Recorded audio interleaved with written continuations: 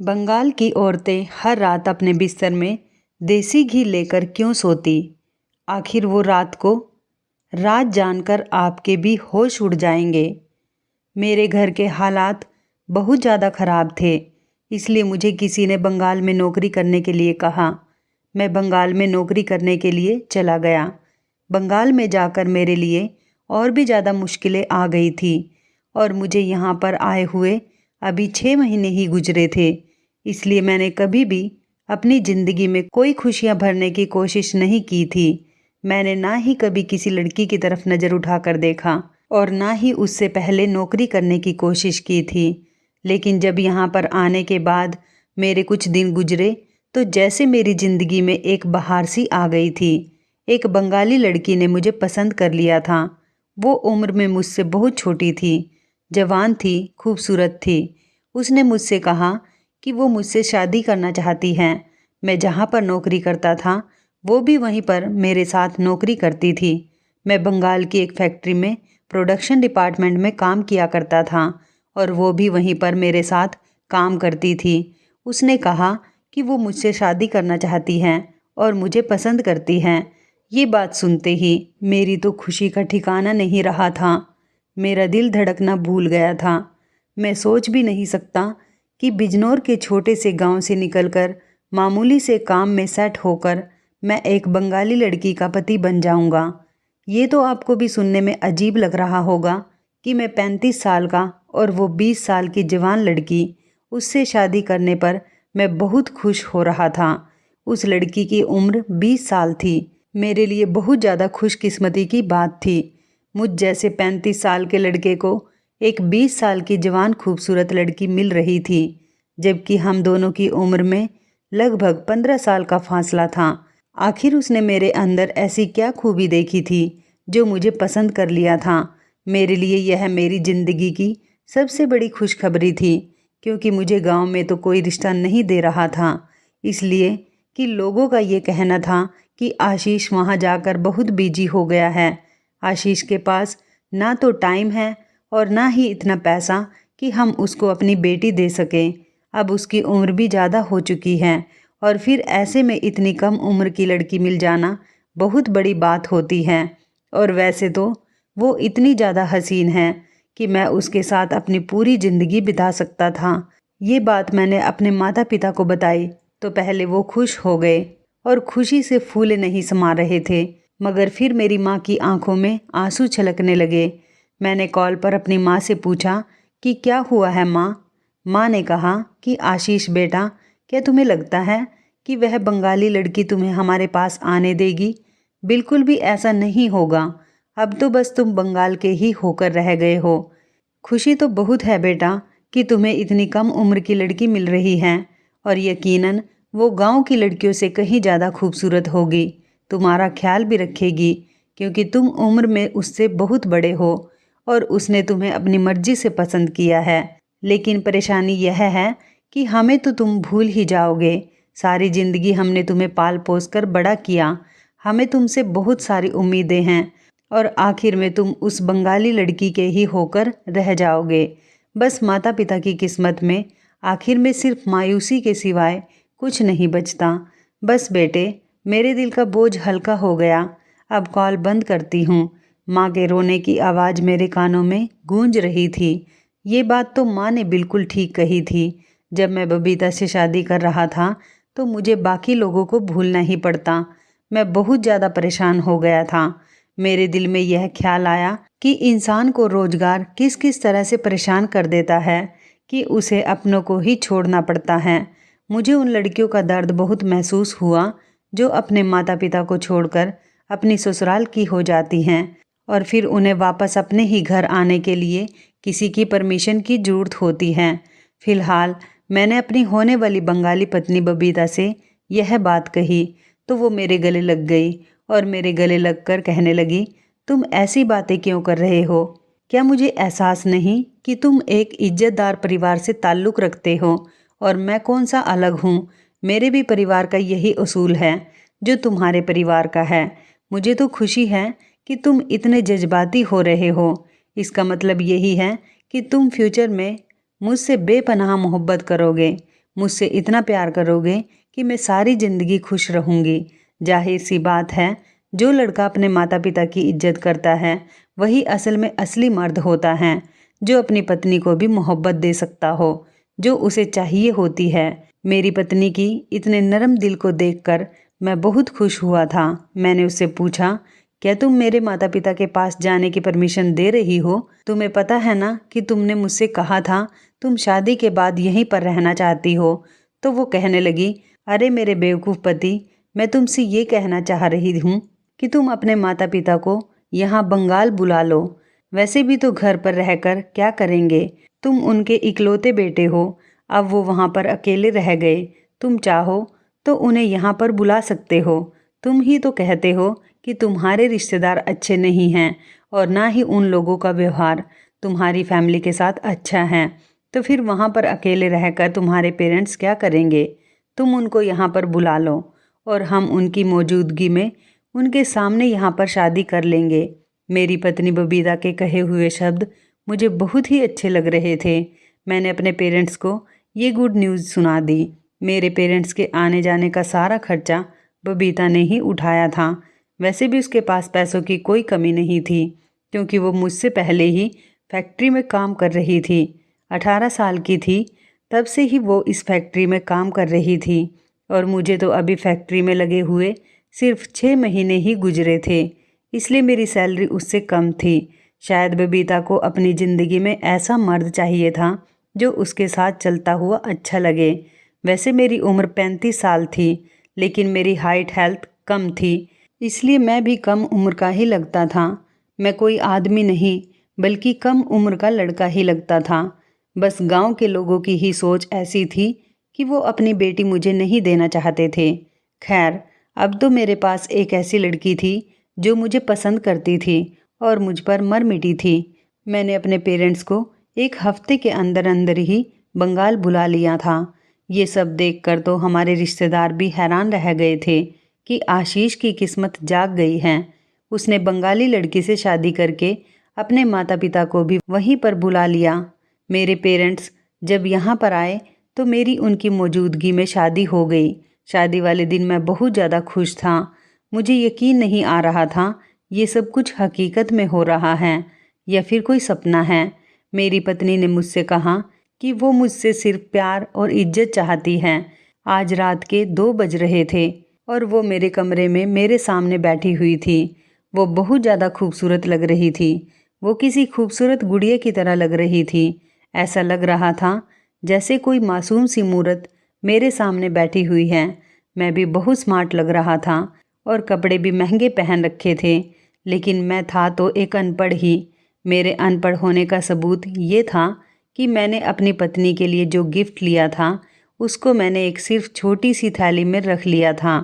ना ही उसको बॉक्स में रखा और ना ही उसको पैक करवाया, जबकि मेरे पास एक थैली में अलग से पैसे भी पड़े हुए थे जो मैं आज सुबह सुबह ही लेकर आया था। और ये भूल गया था कि मेरी पत्नी को तो चॉकलेट्स पसंद हैं। उसे तो चॉकलेट और टेडी बियर से प्यार है, जबकि मैं उसके लिए पैसे लेकर आया हूँ और मैंने एक छोटा सा आर्टिफिशियल सेट भी उसके लिए ले लिया था। वैसे भी हम जैसे लोगों की फितरत कहीं भी जाकर नहीं बदलती। मैंने भी ना सोचते हुए पैसे अपने पास इसलिए रखे थे कि वो जो चाहेगी अपने लिए लेकर आ जाएगी। ये भूल गया था कि उसके पास तो पहले से ही बहुत सारे पैसे हैं। मेरी पत्नी के हाथ में पहले से ही एक छोटा सा बॉक्स मौजूद था। शायद वो भी मुझे कोई गिफ्ट देना चाहती थी। जब मैंने उसके हाथ में वो गिफ्ट देखा तो अपने पैसे देने का इरादा बदल लिया। सोचा कि उसे पैसे नहीं दूंगा, लेकिन वो मेरे हाथों में थैली देख चुकी थी जिसमें से एक में तो ज्वेलरी सेट था और दूसरे में पैसे थे। वो मुझसे पूछने लगी, आशीष इसमें क्या है? उसने मुझसे पूछा तो मैंने उसे बता दिया, ये मैं तुम्हें देने वाला था। मैंने ज्वेलरी सेट तो उसको दे दिया, उसे पसंद आया, लेकिन वो दूसरे वाली थैली को मैंने कहा कि इसे तुम कहीं पर रख दो, ये मैं तुमसे सुबह को ही ले लूँगा, ये मेरा रोज़ का जेब खर्च है। तो बबीता कहने लगी कि मुझे तो लगा था कि तुम मेरे लिए कोई स्पेशल गिफ्ट लेकर आए हो। वो ज्वेलरी सेट भी सिर्फ मामूली सा ही था। उसे अच्छा तो लगा था, लेकिन वह उसे देखकर ज़्यादा खुश नहीं हुई थी। मैंने उससे कहा, माफ़ करना बबीता, मैं अपने पेरेंट्स की वजह से शायद सब कुछ भूल गया था कि मुझे तुम्हें कोई स्पेशल सरप्राइज़ भी देना है। लेकिन मैं तुम्हें कल इससे भी अच्छा गिफ्ट ला कर दूँगा जो तुम्हें बहुत ज़्यादा पसंद आएगा। बल्कि ला कर नहीं दूँगा, तुम्हें उस गिफ्ट के पास जाना पड़ेगा। मेरी चिकनी चिकनी बातों में वो आ गई थी और उसकी नाराज़गी भी दूर हो गई थी और वो सब कुछ भूलकर मेरे गिफ्ट के बारे में सोचने लगी। मैंने गद्दे के नीचे हाथ बढ़ाया और उससे कहा कि मैं ये सारे पैसे गद्दे के नीचे रख रहा हूँ। तब उसका चेहरा उतर गया। ऐसा लग रहा था जैसे वह नहीं चाहती थी मैं गद्दे के नीचे सामान रखूं। वो शायद मुझे अपने पास नहीं आने देगी। इस शादी का कोई मकसद होगा जैसे उसने शादी की, वरना मेरे हाथ आगे बढ़ाने पर वो मुझे इतनी अजीब नज़रों से नहीं देखती। मेरे दिल में हजारों सवाल आ रहे थे। बबीता कहने लगी, ये तुम क्या कर रहे हो? गद्दे के नीचे क्यों रख रहे हो? उसने मुस्कुराकर मुझसे पूछा। मैंने कहा, तो फिर कहाँ पर रखूं? तो वो कहने लगी, लाओ मैं इसे अपनी अलमारी में रख देती हूँ। उसने मुस्कुराकर जवाब दिया और उसने अपनी अलमारी को खोलकर उसमें रख दिया। मैं कब सो गया मुझे पता ही नहीं चला। सच पूछो तो मुझे याद ही नहीं कि मैं कब सो गया। जब मैं सुबह उठा तो मेरी पत्नी मेरे सामने बैठी हुई थी और वो मुस्कुराते हुए मुझे ही देख रही थी और मुझसे कहने लगी, जल्दी उठो आशीष, बहुत देर हो रही है और हमें फैक्ट्री भी तो जाना है। सब लोग हमारा वहाँ पर इंतज़ार कर रहे होंगे और तुम्हारे पेरेंट्स भी यही सोचेंगे कि मैंने उनके बेटे को उनसे छीन लिया। तो चलो जल्दी उठो, पहले ही बहुत देर हो गई है। उसने यह कहकर गद्दे के चारों तरफ के कोनों को अच्छी तरह से चादर से दबा दिया। मैं वॉशरूम में चला गया। मुझे अपनी पत्नी बबीता का बिहेव बहुत ही अजीब लग रहा था। ऐसा लग रहा था जैसे वह मुझसे कुछ छुपाने की कोशिश कर रही है। मैं वॉशरूम से वापस आया तो वो बेड पर ही बैठी हुई थी। जैसे ही मेरी नज़र उस पर पड़ी तो वह चौंक कर बेड पर लंबी लंबी लेट गई। ऐसा लग रहा था जैसे वो अपनी चोरी पकड़े जाने के डर से मुझसे कुछ छुपा रही है। मैंने उससे पूछा भी कि बबीता क्या है इन गद्दों के नीचे? तो बबीता कहने लगी, गद्दों के नीचे तो कुछ भी नहीं है। मैं आपसे क्या छुपाऊंगी? मैं क्या इसके नीचे कोई गलत चीज़ रखूंगी या फिर मेरे पास कोई खजाना है जो मैं गद्दों के नीचे दबा के रखूंगी? जैसे ही मैं पीछे मुड़ा और तैयार होने लगा तो अचानक ही वो खड़ी हो गई और उसने जल्दी से गद्दी के नीचे से कुछ निकाला और फ़ौरन उसको अलमारी के अंदर रखकर अलमारी में ताला लगा दिया। मैं अब शक में पड़ गया था कि अगर बबीता मुझसे कुछ नहीं छुपा रही है तो फिर उसने अलमारी में क्या चीज़ रखी है और फिर ताला क्यों लगाया है। ये बात मेरे दिमाग में घूम रही थी। हम लोग एक साथ घर से निकल गए और अपनी फैक्ट्री में जाकर काम करने में बिजी हो गए। रात कैसे हो गई पता ही नहीं चला। दिन भर हमने अपनी फैक्ट्री में काम किया था और फिर रात के 8 बजे हम लोग अपने पेरेंट्स के पास गए थे। वो भी हमें देखकर बहुत खुश हो गए थे। मेरी पत्नी ने अपने किसी जानने वाले से एक छोटा सा घर किराए पर ले लिया था जिसमें मेरे माता पिता ठहरे हुए थे, क्योंकि वो हमारे साथ उस घर में नहीं रह सकते थे जिस घर में हम रहते थे। वो मेरी पत्नी का घर था और वो भी बहुत छोटा था। उसमें सिर्फ एक कमरा और छोटा सा आंगन ही था। अगले दिन मैं किसी काम से घर से बाहर निकला तो रास्ते में मुझे मेरा बिजनौर में रहने वाला एक दोस्त मिल गया था। वो बंगाल में किसी काम से आया हुआ था। मैं जब उससे मिला तो मैंने उसे उसके हाल पूछे और वो भी मुझसे बातचीत करने लगा। उसे मेरी शादी के बारे में पता था। हम दोनों बैठकर एक चाय के ठेले पर बात करने लगे। वो मुझसे अजीबोगरीब बातें पूछने लगा तो उसने शादी वाली रात के बारे में मुझसे मजाक और बातचीत शुरू कर दी। मैंने उससे सख्ती से मना कर दिया कि मैं ऐसी बातें हंसी मजाक के लिए नहीं करना चाहता। मैं और मेरी पत्नी 2 शरीर एक आत्मा हैं और हम एक दूसरे की इज्जत करते हैं। वो कहने लगा, तुम तो बड़े ही बदल गए हो। ये बंगाल की लड़की है, होशियार रहना। मैं उसकी बात सुनकर चौकन्ना हो गया। क्या मतलब है तुम्हारा? किस चीज़ से होशियार रहूं? उसने कहा, बस ऐसे ही बता रहा हूँ, किसी भी चीज़ से होशियार रहना। उसकी बात सुनकर मैंने गद्दे वाली वो बात अपने दोस्त को बता दी, क्योंकि मैं ये बात तो नहीं छुपा सकता था। इसमें ऐसी भी कोई शर्म वाली बात नहीं थी जो मुझे ये बात उसे बताने से रोक थी। मेरी बात सुनकर मेरा दोस्त अचानक ही उछल पड़ा और कहने लगा, तुम ठीक कह रहे हो, तुम्हारी पत्नी जरूर गद्दे के नीचे कुछ रखती होगी और फिर गद्दे को भी तुम्हें हटाने से मना करती होगी। मैंने अपने दोस्त से कहा कि हाँ, ऐसा ही करती है। तुम ठीक कह रहे हो, शायद ये मेरा वहम भी हो सकता है, लेकिन मुझे ऐसा ही लग रहा है। आगे का नहीं पता। तो मेरा दोस्त कहने लगा, चलो तुम इससे पहले अपनी पत्नी पर शक करो 2-3 दिन और तुम इस बात की सच्चाई का पता लगा लो कि वो रात को ऐसा ही करती है या फिर तुम्हें लगता है। मैंने उससे कहा, चलो ठीक है, मैं किसी दिन गद्दा ही उठाकर देखूंगा कि आखिर वो उसके नीचे क्या रखती हैं और वो रात को भी सोने से पहले बड़ी अजीब सी हरकतें करती हैं। मैंने अपने दोस्त को बताया। उसने कहा कि ठीक है, तुम 2-3 दिन उसको आजमा कर देखो, उसके बाद तुम किसी नतीजे पर पहुंच सकते हो। रात हुई तो मुझे किसी और चीज़ से ज़्यादा इंटरेस्ट बबीता के उस बिहेव में था कि वो गद्दे के नीचे क्या रखती है। फिर वही हुआ। रात हुई तो बबीता का बिहेव अजीब सा हो गया। बाकी सारी बातें तो वो मेरी मानती ही थी, किसी चीज़ पर उसे कोई ऐतराज़ नहीं था, लेकिन गद्दे के साथ वही राज रख रही थी। गद्दा तो वैसे चादर से दबा रही थी जैसे उसके नीचे कोई खजाना हो, और वो अपनी साइड की तरफ वाले गद्दे के साथ ही ऐसा करती थी। मुझसे कहने लगी, आशीष इधर होकर लेटो, ये क्या कर रहे हो। उसने मुझे अपनी जगह से पीछे हटा दिया और कहने लगी, मैं देख रही हूँ कि तुम मेरी जगह पर लेटने की कोशिश कर रहे हो, बहाने से गद्दे के नीचे देखना चाहते हो। प्लीज़ तुम ऐसा मत करो, मैं तुम्हारी पत्नी हूँ और मुझे तुमसे ज़्यादा घर की साफ़ सफाई का ध्यान रहता है। इस साइड का बिस्तर बिल्कुल ठीक है।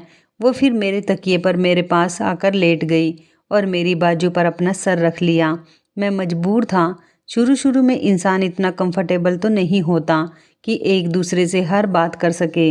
मैं भी खामोश हो गया और इसी तरह से वो मेरी बाजू पर सिर रखकर सो गई और मैं भी सो गया। मैं उठा तो मुझे फिर याद नहीं था कि रात क्या हुआ। मेरी पत्नी ने किस तरह से सामान गद्दे के नीचे से निकाला और अलमारी में रख दिया और अलमारी को ताला लगा दिया। अब तो ये बात कंफर्म हो चुकी थी कि वो ज़रूर गद्दे के नीचे कुछ रखती हैं और फिर रख कर मुझसे छुपाती भी है।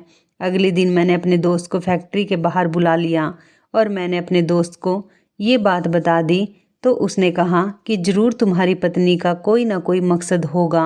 अब तुम्हें उसकी सच्चाई का पता लगाना ही होगा कि वो गद्दे के नीचे क्या रखती है और क्यों रखती है, और उसकी वजह भी तुम्हें ही पता लगानी चाहिए। देखो, पहले तो मुझे शक हो गया था कि एक लड़की जिसके पास भगवान का दिया सब कुछ है, वो तुमसे क्यों शादी कर रही है। और फिर इतनी कम उम्र की लड़की, वो किसी और लड़के से भी तो शादी कर सकती थी।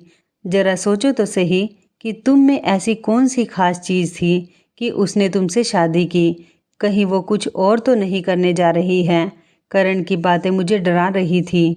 मैंने उससे कहा, तुम्हारा क्या मतलब है कि वो क्या करेगी मेरे साथ, तुम ऐसा क्यों कह रहे हो।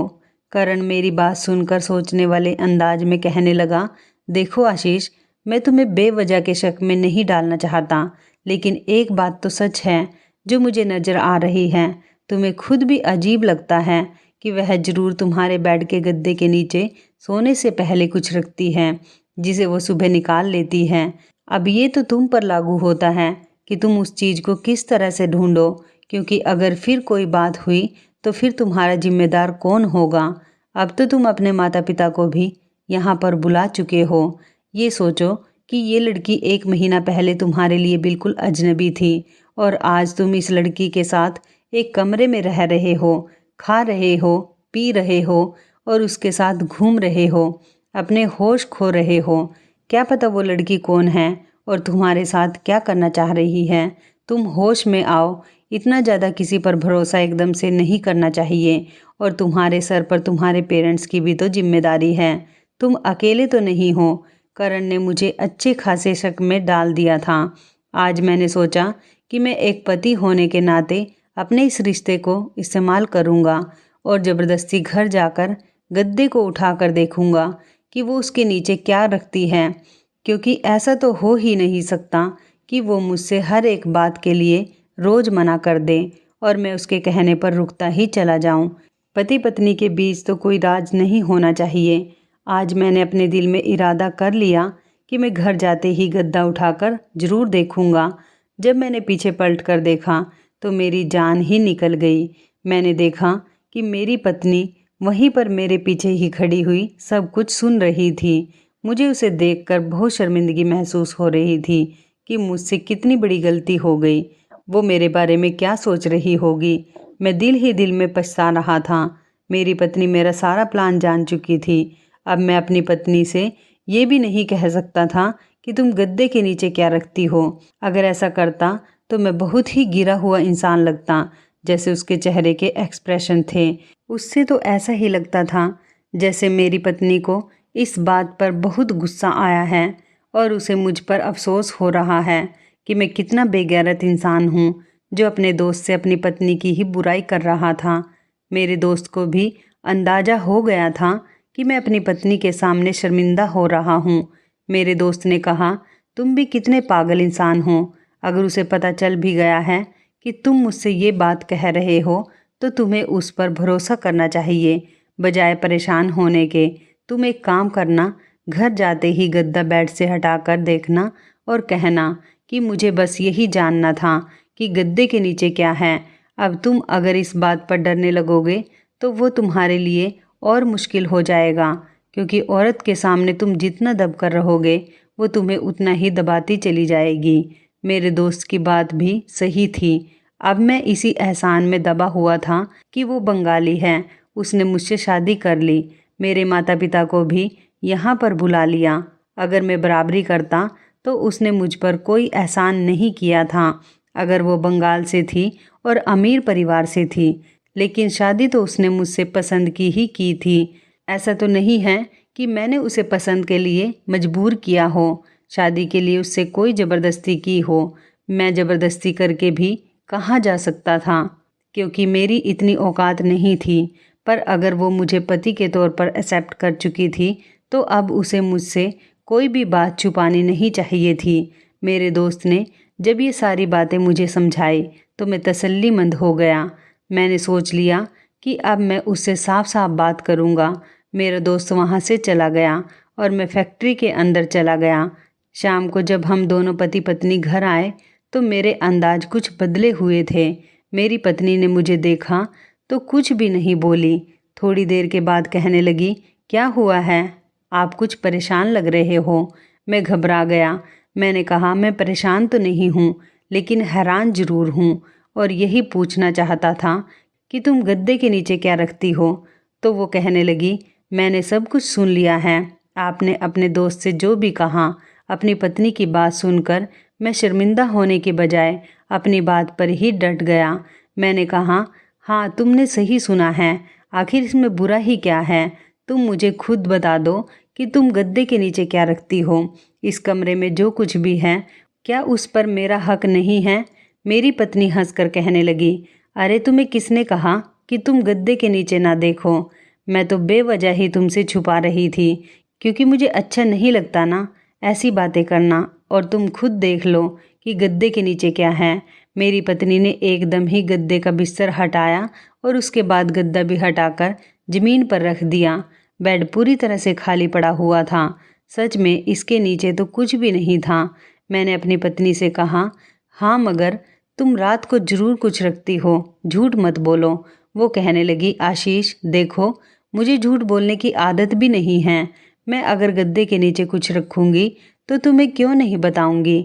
चलो, अगर तुम्हें मुझ पर यकीन नहीं आता तो अगली बार जब मैं रखूँगी तो तुम खुद ही देख लेना और उसी टाइम मुझसे पूछ भी लेना कि मैं क्या रखती हूँ और क्यों रखती हूँ। मैंने कहा, चलो अच्छा है, ये भी अच्छा है। उम्मीद है कि अब तुम मुझसे कुछ छुपाओगी नहीं।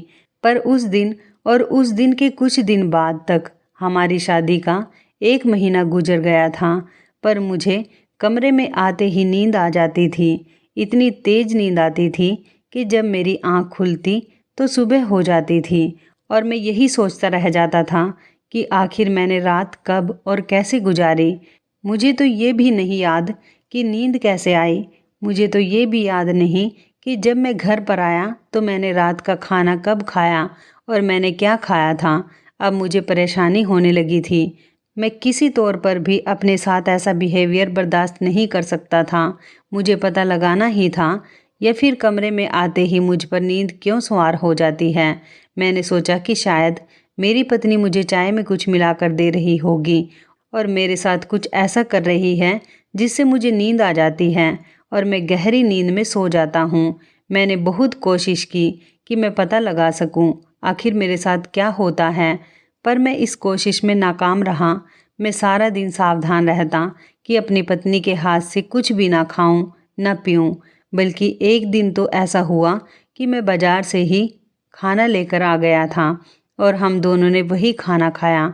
उस दिन भी जब मैं घर के अंदर दाखिल हुआ तो मुझे आते ही नींद आ गई थी। लेकिन इस सब से अच्छी बात ये हुई थी कि उस दिन मेरी सुबह 6 बजे ही आँख खुल गई थी। सुबह का जब मैं उठता था तो मुझे बहुत अच्छा महसूस होता था। फिर रात के किसी भी बात के बारे में सोच ही नहीं पाता था। मैं ज़्यादा से ज़्यादा अपने काम पर ध्यान दिया करता था और मेरी पत्नी भी ऐसी ही थी। वो मेरे साथ फैक्ट्री जाती थी और अपने काम में दिन भर बिजी हो जाती थी और रात को घर में आते ही वो हम दोनों के लिए खाना बनाती थी। मैं भी कभी कभी उसके साथ उसके काम में हाथ बटा दिया करता था। आखिर में मैं अपनी पत्नी से पूछने पर मजबूर हो गया। मैंने अपनी पत्नी से बहुत प्यार और मोहब्बत से पूछा कि मेरी जान, मुझे बता दो कि तुम ऐसा क्या जादू करती हो कि कमरे में आते ही मुझे नींद आ जाती है, और गद्दे वाली बात को तो मैं भूल ही गया हूँ। तुम गद्दे के नीचे क्या रखती थी? मेरी बात सुनकर वो हंसने लगी और कहने लगी, देखो, अगर तुम्हें लगता है कि मैंने तुम पर कोई जादू टोना किया है तो ये गलत है। जादू से तो मैं दूर भागती हूँ, बल्कि मैं तो ऐसे लोगों से नफरत करती हूँ जो जादू जैसी चीज़ों पर विश्वास रखते हैं। हाँ, पर एक जादू मैंने तुम पर ज़रूर किया है। मैंने घबराते हुए अपनी पत्नी से पूछा कि क्या, क्योंकि मुझे तो कुछ दिनों से ऐसा ही लग रहा था कि मैं किसी जादू टोने के असर में आ गया हूँ। देखो, तुम दूसरे शहर के लोगों को गलत आदतें होती हैं, रोज रात को देर से घर वापस आते हैं, जबकि हमारे शहर में ऐसा नहीं होता। यहाँ के सारे मर्द जल्द ही घर में आ जाते हैं और अपने परिवार के साथ ही सो जाते हैं। यहाँ के मर्द रातों को देर तक दोस्तों के साथ भी नहीं बैठते, बल्कि रात देर तक घर से बाहर भी नहीं निकलते, और औरतें भी घर से बाहर नहीं निकलती, जबकि बच्चों पर भी पाबंदी लगाई जाती है। सब लोग रात को 8 बजे तक ही सो जाते हैं और सुबह को 6 बजे तक उठ जाते हैं। दरअसल मैंने सुना है दूसरे शहरों के लड़के और आदमी रात के 1 या 2 बजे ही घर में घुसते हैं, लेकिन यहाँ पर ऐसा कुछ भी नहीं है। हमारे यहाँ का तरीका बहुत अलग है। आप भी यहाँ पर अपने तरीके से ही चल रहे थे। जब हम दोनों फैक्ट्री से आते थे तो आप खाना खाने के बाद यहाँ से चले जाते थे और मैं घर में अकेली हो जाती थी और आपका इंतज़ार करती रहती थी। मुझे आपका ये तरीका बिल्कुल भी पसंद नहीं आया था। मेरी बात पर नाराज मत होना, लेकिन बात यही है कि आपका तरीका बहुत गलत था। आपको रात को घर में होना चाहिए और अपनी पत्नी का ख्याल रखना चाहिए। वैसे तो आप मेरे साथ घर के कामों में भी हाथ बटाते हैं, लेकिन आपको बाहर जाने की ज़्यादा फिक्र लगी रहती थी। मैंने सोचा कि अगर मैं आपसे लड़ाई झगड़ा करूँगी, आपको बदलने की कोशिश करूँगी, तो शायद आप मुझसे नाराज़ हो जाएंगे, मुझसे लड़ाई झगड़ा करोगे। मैं आपको शादी के बाद से ही बदलने की कोशिश कर रही हूँ, लेकिन सच बताइए, क्या आपको अच्छा नहीं लगता कि आप घर में रहकर अपनी पत्नी का ख्याल रखें? ऐसा भी तो हो सकता है कि आपकी गैर मौजूदगी में घर में कोई घुस आए, या फिर कोई ऐसा इंसान जो आपकी पत्नी को नुकसान पहुंचा सके। तो क्या आपको अच्छा लगेगा?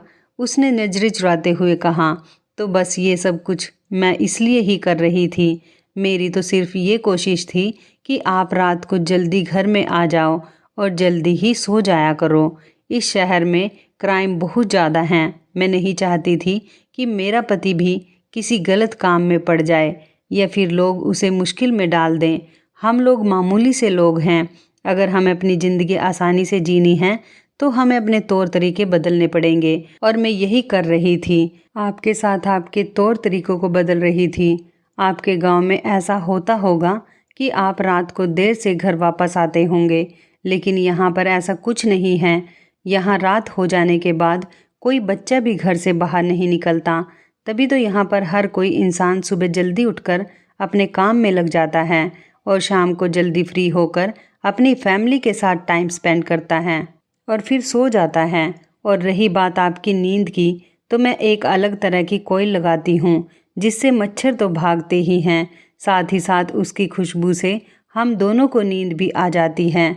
और रही बात गद्दे या बेड पर बिस्तर के नीचे मैं क्या रखती हूँ, मैं वहाँ पर एक डिब्बी में देसी घी रखती हूँ और रोज़ रात को उस घी से अपने पैरों की मालिश करती हूँ, क्योंकि सारा दिन फैक्ट्री में काम करके मेरे पैर दुखने लगते हैं।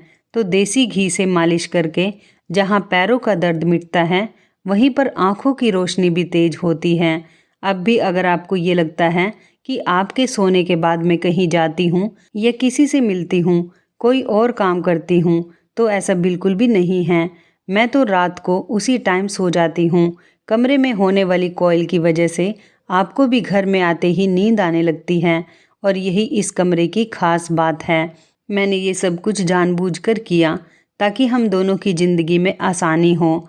और देखो, छोटी मोटी बात पर शक मत किया करो। अगर तुम मुझसे पूछ लेते तो मैं तुम्हें साफ साफ बता देती, लेकिन तुमने सबसे पहले ये बात अपने दोस्त को बताई, उसके बाद मुझसे सवाल किया। अपनी पत्नी की बात सुनकर मैं शर्मिंदा हो गया था। सच में हम कभी कभी ऐसा ही करते हैं, छोटी से छोटी बात को दिल पर सवार कर लेते हैं और फिर इसी के बारे में सोचते सोचते एक छोटी सी बात का इशू बन जाता है और वो इशू हमारे रिश्ते की सारी खूबसूरती को छिपा लेता है। मैं आप सब लोगों से यही कहना चाहूँगी कि अगर आपको किसी पर भी थोड़ा सा भी शक हो तो आप उसके सामने बैठकर बात को क्लियर कर लें। कभी कभी अपनी पत्नी पर या अपने पति पर शक ना किया करें, वरना आपकी हंसती मुस्कुराती ज़िंदगी तबाह बर्बाद हो जाएगी। शक ऐसी चीज़ है जो लोगों के घर क्या सारी ज़िंदगी को ही उजाड़ देता है। भगवान का शुक्र है कि मेरी पत्नी समझदार थी और उसने मुझे समझाने के लिए एक नया तरीका अपनाया। तो इस कहानी के बारे में आपकी क्या राय है, कमेंट करके ज़रूर बताइएगा। दोस्तों, आपको हमारी ये मज़ेदार कहानी कैसी लगी, आप हमें कमेंट बॉक्स में ज़रूर बताएं।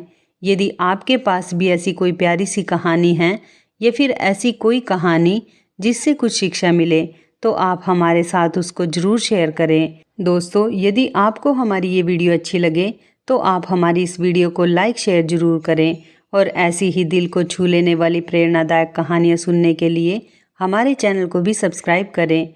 यदि आप हमें फेसबुक पर देख रहे हैं तो आप हमारे फेसबुक पेज को लाइक और फॉलो ज़रूर करें। तो दोस्तों, फिर मिलते हैं ऐसी ही ज़बरदस्त कहानी या टिप्स के साथ नई वीडियो में। तब तक के लिए धन्यवाद। आप सभी अपना ख्याल रखना। आपका दिन शुभ व मंगलमय हो।